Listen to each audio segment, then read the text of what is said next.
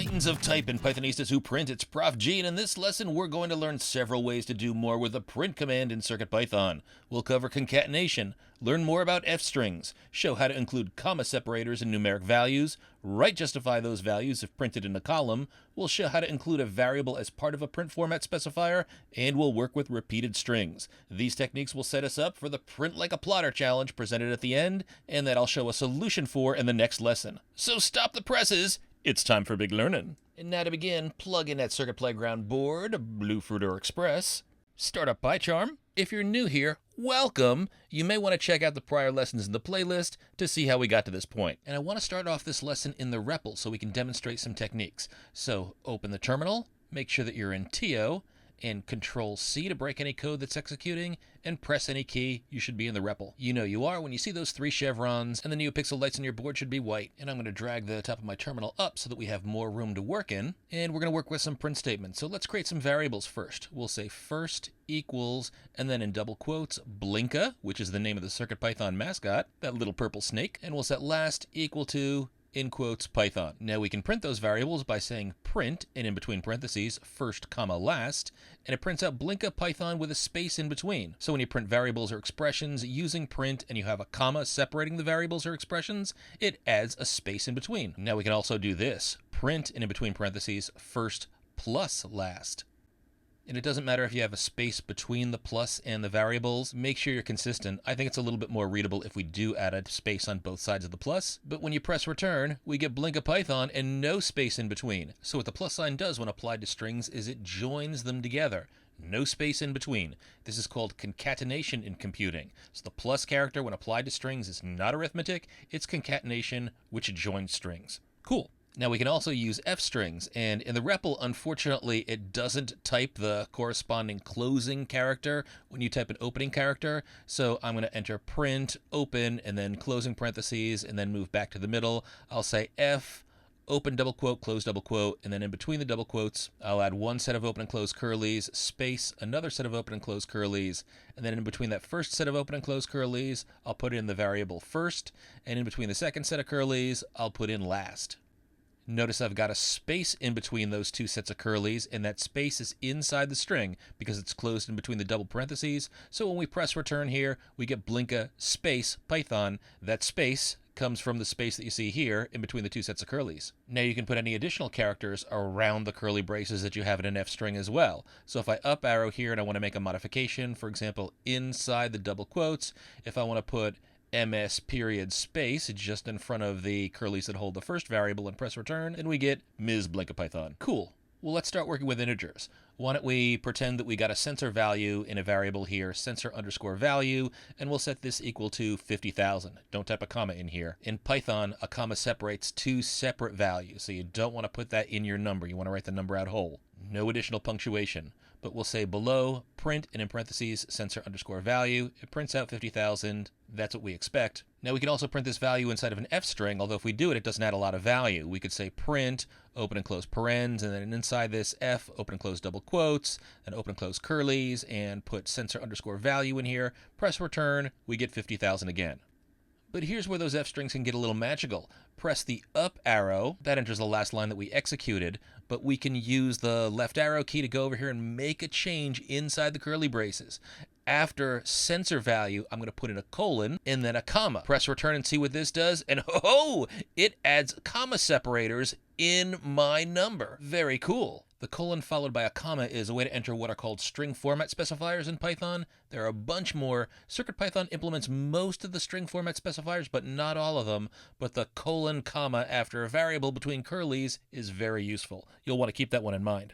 Hey, why don't we see what we can do with a list of numbers? Why don't we call this list numbers and set it equal to, and in between square brackets, 50,000, comma, 1234, comma, 0, comma, 27, comma, 291, comma, 51, 515. So we got 6 values in here of different lengths. Now remember, we can loop through these numbers in the list by iterating through them. We can say for number in numbers, colon. Remember what happens in the REPL, we're indented here with 3 dots.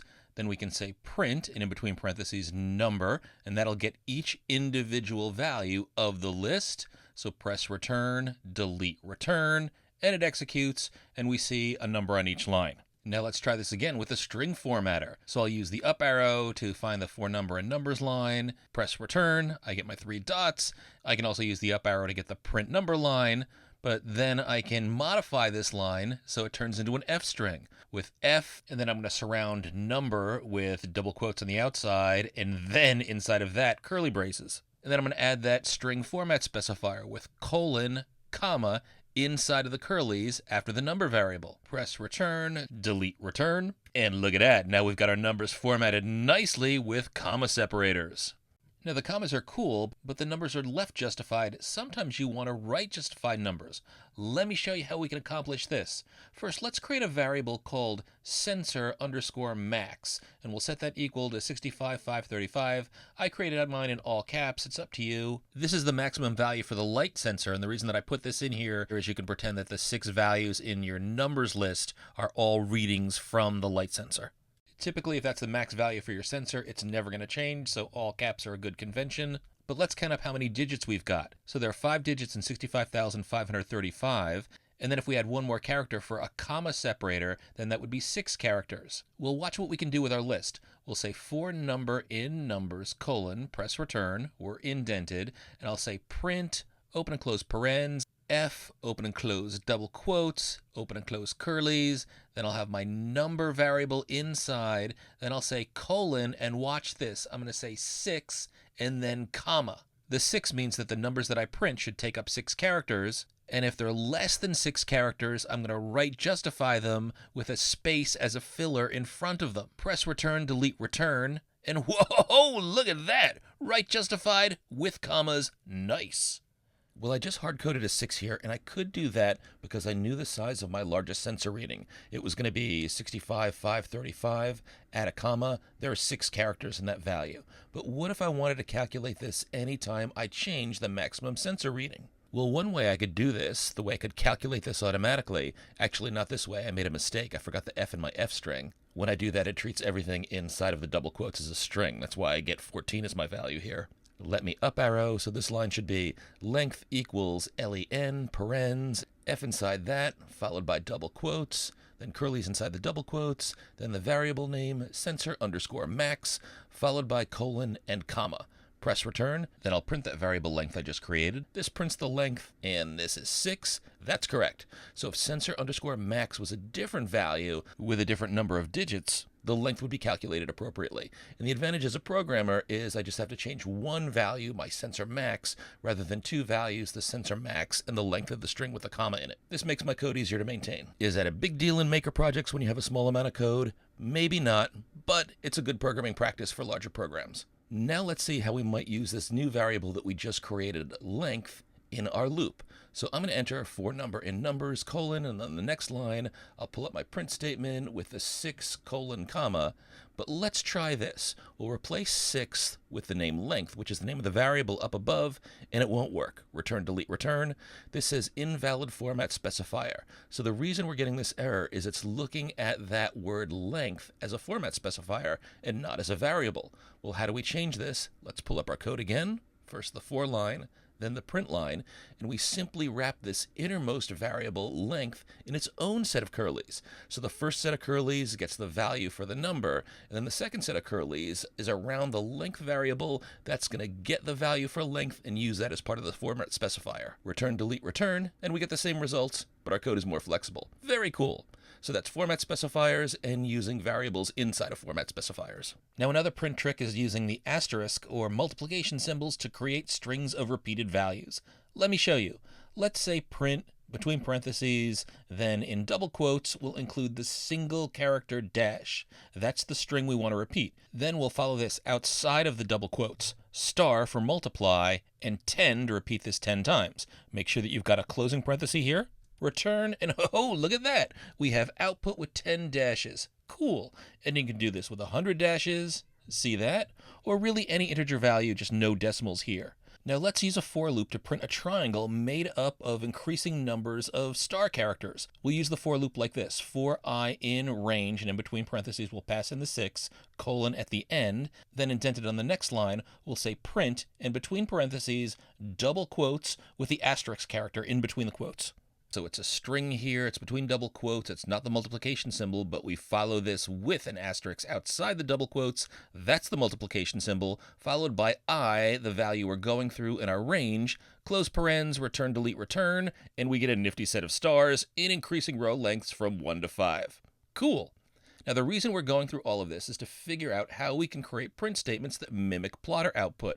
So let's set up some variables that we might create in a program where we want to set this kind of output up for any type of sensor.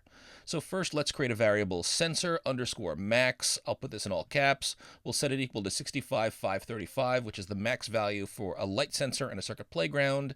And then we'll create another variable for the length of the line. So I'll say line underscore length in all caps.